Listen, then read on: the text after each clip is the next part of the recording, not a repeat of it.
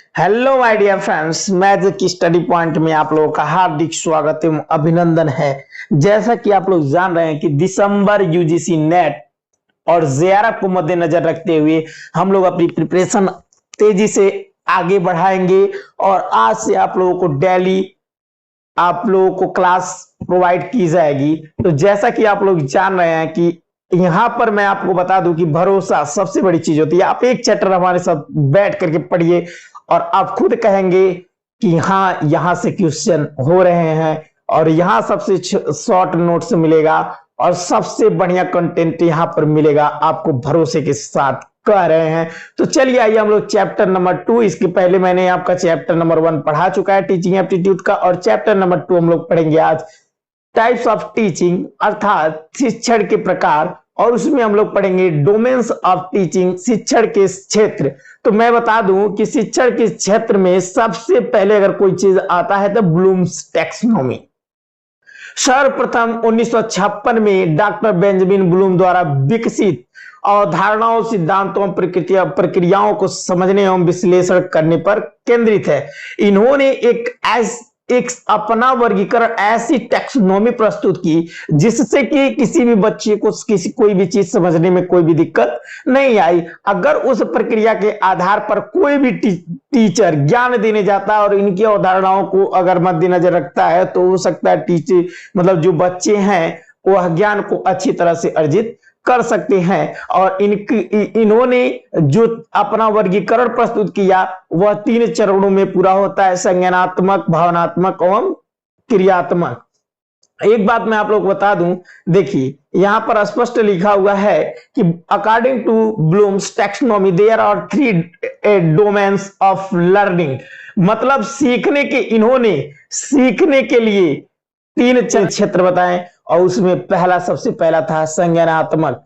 कौन सा? संज्ञानात्मक टीचिंग। अर्थात एक बात मैं आप लोग बता देता हूं, संज्ञानात्मक टीचिंग यहां पर मैं आपको पहले हाईलाइट करता हूं, उसके बाद बताता हूं। देखिए यहां पर आपका है संज्ञानात्मक। देखिए संज्ञानात्मक टीचिंग, तो यहां पर संज्ञानात्मक टीचिंग जो है वह ज्ञान पर केंद्रित है। किस पे केंद्रित है? ज्ञान पर केंद्रित है। और इसके बारे में हम लोग आगे चर्चा करेंगे। अभी आप पूछने लगे संज्ञानात्मक डोमेन क्या होता है, कैसे होता है, क्या होता है, तो ये प्रक्रिया अभी हम लोग एक एक करके सबको बारीकी से समझेंगे। यहाँ पर केवल आप प्रकार देखिए, संज्ञानात्मक, उसके बाद साइकोडोमेन मनोक्रियात्मक पक्ष जो कौशल पर केंद्रित है, उसके बाद अफेक्टिव डोमेन्स ऑफ जो फोकस ऑन एटीट्यूड, कहने का मतलब भावनात्मक डोमेन जो मनोवृत्ति पर केंद्रित है। मतलब मनोवृत्ति का मतलब अभी आपको मैं आगे समझाऊंगा। तो यहां से हम लोग आगे बढ़ते हैं और देखते हैं। देखिए यहां पर आपका है, कहने का मतलब है, अब यहां पर हो गया। अब इसके बाद हम लोग आगे चलते हैं। अब यहां से हम लोग देखिए, कहने का मतलब है संज्ञानात्मक डोमेन। संज्ञानात्मक डोमेन में हम लोग देख लेते हैं पहले इसको बारीकी से। देखिए संज्ञानात्मक डोमेन जो होता है, एक बात आप लोग जान लीजिए कि संज्ञानात्मक डोमेन में 6 उप श्रेणियां शामिल हैं। क्या है? 6 उप श्रेणियां शामिल हैं, जिसमें आपका पहला मूल्यांकन है, संश्लेषण है, विश्लेषण है, अनुप्रयोग है, उसके बाद आगे भी आपका है। यहां से मैं आपको दिखा देता हूं। देखिए आगे यहाँ पर कंप्रीहेंशन है, समझ, बोध, अबोध जिसको बोलते हैं, और उसके बाद लास्ट में ज्ञान है। तो यहाँ पर उल्टा लिखा गया है। कैसे लिखा गया? उल्टा लिखा गया। आपका पहला नंबर जो होगा ज्ञान होगा। क्या होगा? देखिए ज्ञान होगा, पहला नंबर ज्ञान होगा, दूसरा नंबर समझ होगा, उसके बाद तीसरा अनुप्रयोग, चौथा विश्लेषण, उसके बाद संश्लेषण, उसके बाद मूल्यांकन, छठवां क्या है? मूल्यांकन है। तो उल्टा लिखा गया है। पहले नॉलेज है, कंप्रीहेंशन, एप्लीकेशन, उसके बाद एनालिसिस है, सिंथेसिस, उसके बाद एवल्यूएशन है। तो ये सारी प्रक्रियाएं आपका यहाँ से शामिल हैं। आपको एक एक करके मैं आपको समझा देता हूं।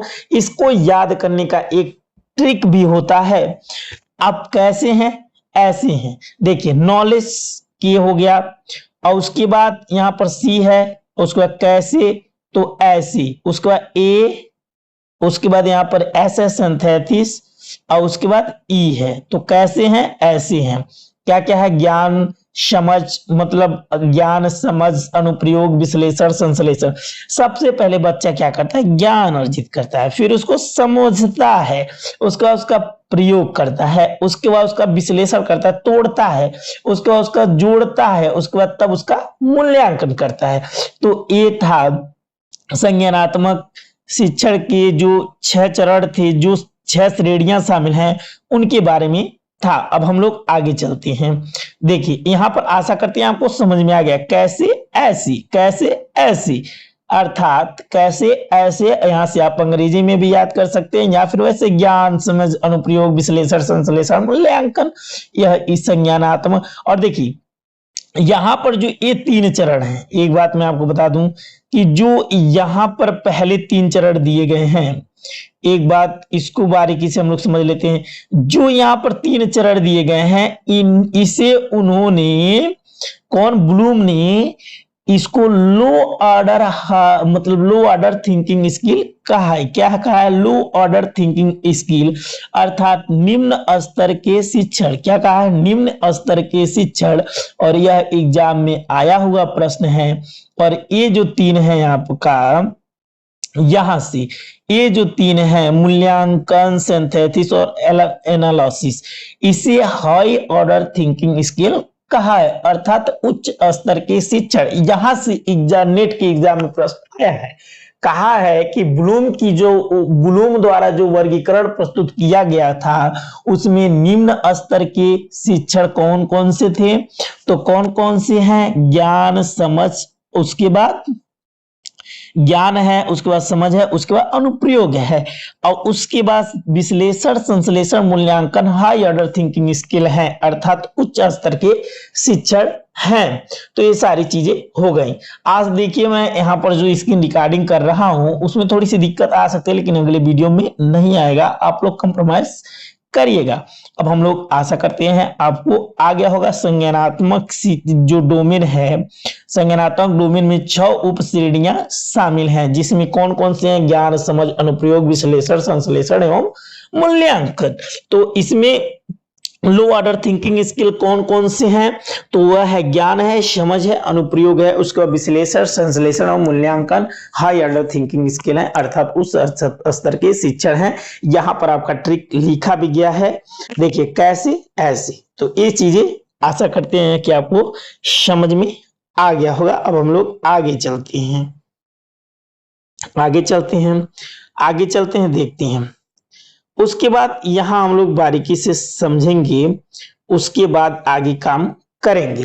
देखिए ज्ञान, समझ और अनुप्रयोग में निम्न क्रम के सोच कौशल शामिल हैं। जैसा कि मैंने आपको बताया, विश्लेषण, संश्लेषण और मूल्यांकन में उच्च क्रम के सोच कौशल शामिल है, ये मैंने आपको पहले ही बता दिया है। अब हम लोग आगे चलते हैं, तो आगे चलते हैं, आगे यहां से देख लेते हैं। देखिए यहां से आगे आ गए हम लोग।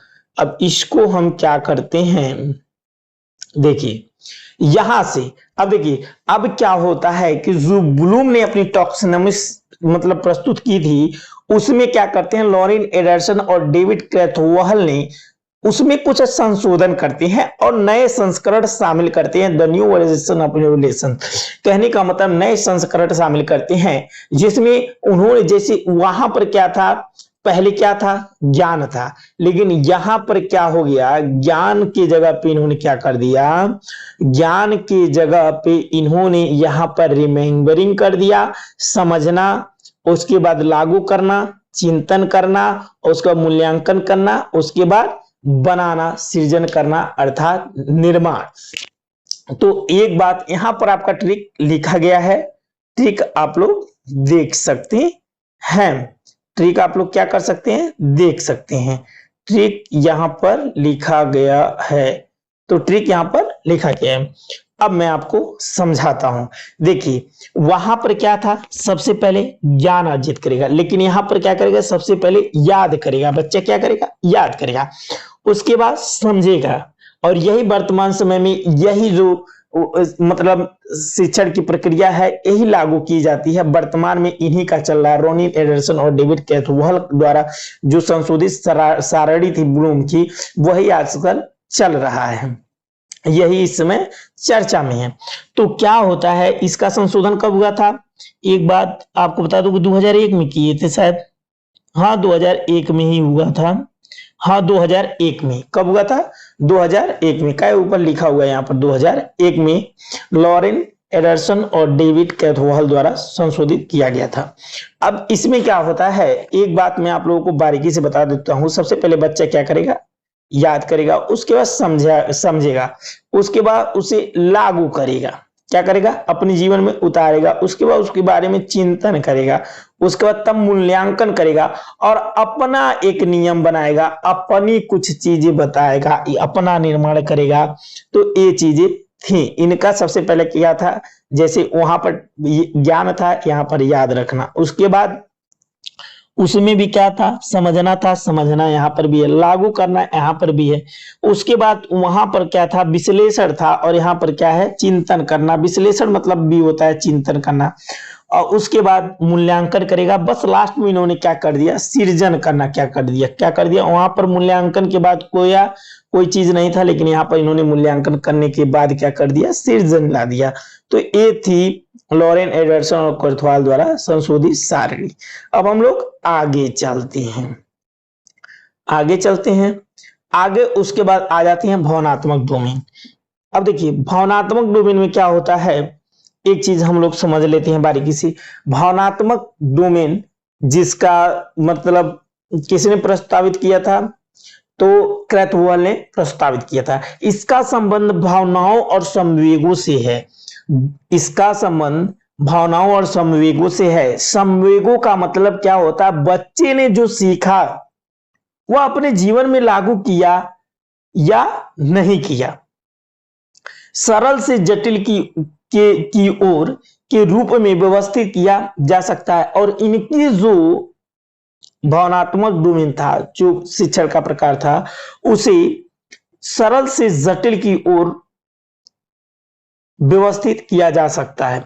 और इन्होंने क्या बताया था? सबसे पहले देखिए इन्होंने क्या बताया था, एक बात मैं आप लोगों को बताता हूं। देखिए इन्होंने क्या बताया था, देखिए यहां पर स्पष्ट तरीके से लिखा हुआ है। क्या चीज? सरल से जटिल की ओर के रूप में व्यवस्थित किया जा सकता है। सबसे पहले इन्होंने क्या कहा था? एकदम सेम चीज। देखिए यहां पर भावनात्मक डोमेन में भी सेम चीज है। सबसे पहले बच्चा ग्रहण करेगा। क्या ग्रहण करेगा? ज्ञान ग्रहण करेगा।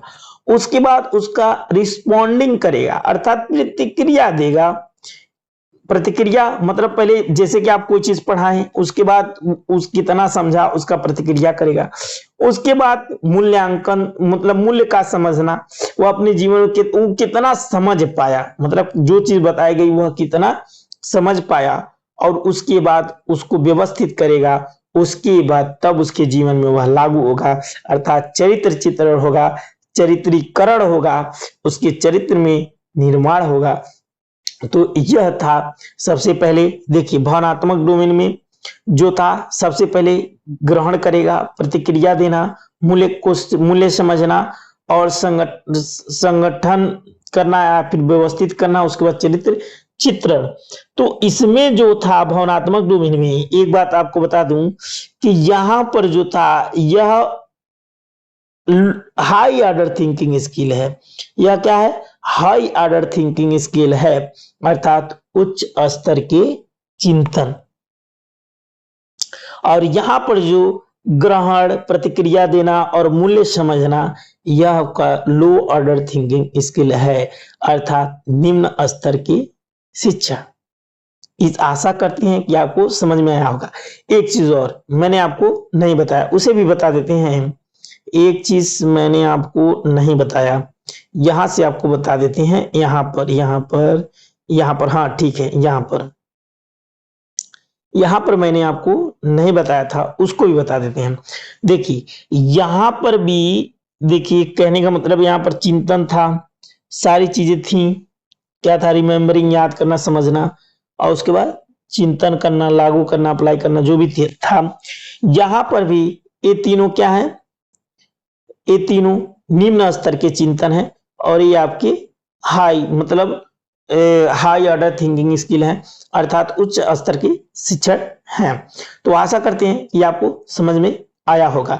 देखिए इसको आपको रटना ही पड़ेगा अगर आपको यूजीसी नेट का एग्जाम पास करना है। अभी मैं आपको इन सब चीजों को समझा नहीं सकता, अभी जैसा कि आप हैं वैसे केवल आपको इन सब का याद करना भी पड़ेगा।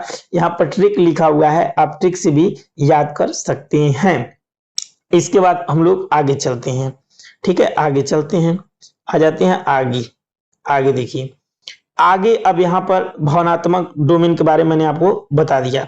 अब मनोक्रियात्मक डोमेन है। देखिए मनोक्रियात्मक डोमेन, मनोक्रियात्मक डोमेन में क्या होता है एक चीज स्पष्ट कर देते हैं। अब देखिए मनोक्रियात्मक डोमेन, तो यहां पर क्या होता है कि देखिए सिप्सन, यहां पर सिप्सन ने धारणा सेट निर्देशित प्रतिक्रिया तंत्र जटिल प्रत्यक्ष प्रतिक्रिया, और यहां पर कोष्टक में लिखा है यह जानने के लिए प्रदर्शन के तुरंत बाद परिणाम क्या होगा, अनुकूलन और उत्पत्ति को शामिल किया था। इसके बाद आगे हम लोग थोड़ा सा पढ़ते हैं। देखिए इसमें ज्यादा कुछ वैसा है नहीं कि बताया जाए।